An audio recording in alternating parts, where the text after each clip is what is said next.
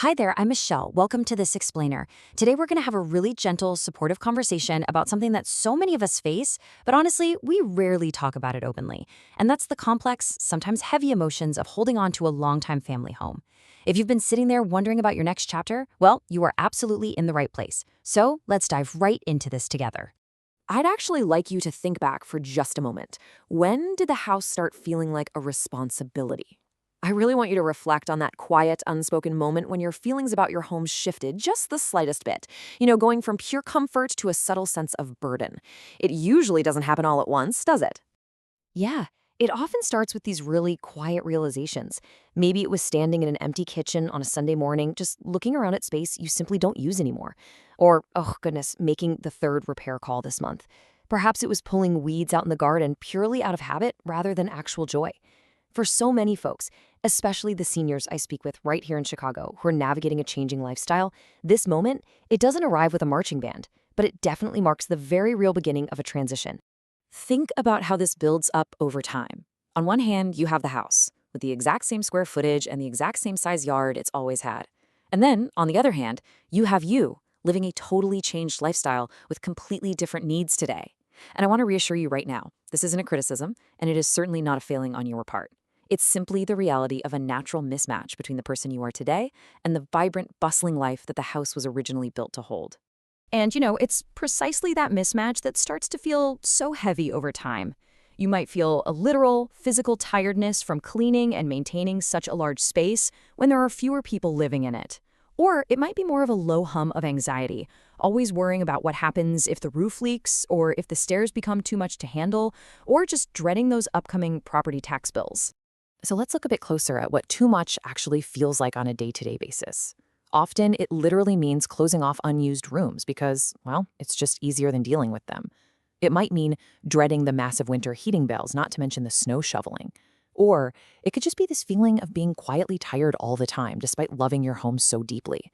These very tangible signs show what a shifting balance actually feels like on the inside. And I want you to know, if you're feeling this way, it is incredibly common. Your feelings are entirely valid. Now, we also know that sometimes this pressure doesn't just come from the house itself. There's also the weight of the family dinner conversation. You know what I mean? When adult children start gently bringing up the subject of moving, maybe dropping hints about a smaller place or a senior living community, and even when that comes entirely from a place of deep love and concern, that conversation carries its own very particular emotional weight. Which brings us to an emotion that we absolutely have to name right now: guilt. Guilt is that unspoken emotional weight of even considering walking away from decades of family memories. I mean, you raised children within those walls, you celebrated countless holidays, you hosted dear friends. Leaving the house feels like you're leaving all those beautiful years behind. And we need to validate that very real guilt. We can't just dismiss it as part of a simple real estate transaction. It's way more than that. But I want to share a profound little thought with you that often shifts this entire perspective for the people I work with. A house is not a relationship. Just let that sit for a moment.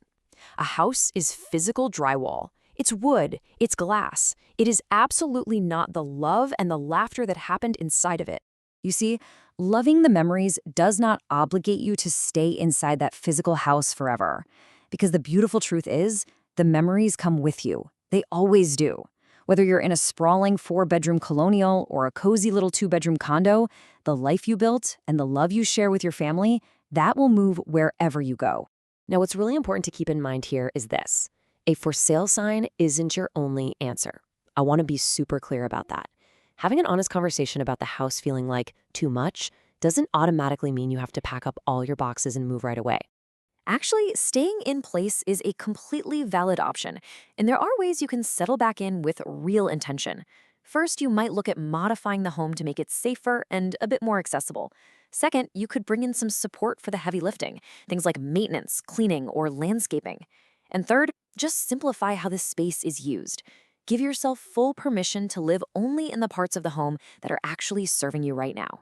Ultimately, it really comes down to making a conscious, intentional choice about your next chapter, rather than drifting by default and just waiting until circumstances force your hand. The goal of our time together in this explainer today isn't to push you toward leaving, not at all. It's to empower you to choose. Because folks who wait until a health crisis or some unmanageable massive repair forces them out, well, they rarely feel good about how things unfold. And please remember this. You don't need to have it all figured out right now. There's no rush. There's absolutely no ticking clock. We just want to encourage you to start looking at the situation honestly. Maybe start by talking with someone you really trust, a family member, a close friend, or perhaps a seniors real estate specialist who truly understands the delicate, highly emotional nature of this whole transition. So let's circle back to where we started. What comes after that quiet moment in the garden? If you didn't have to worry about the actual physical moving process at all, what would your ideal next chapter look like? I invite you to begin a really honest, completely pressure-free conversation about your future whenever you feel ready. Thank you so much for joining me today, and always remember, your next beautiful step is entirely in your hands.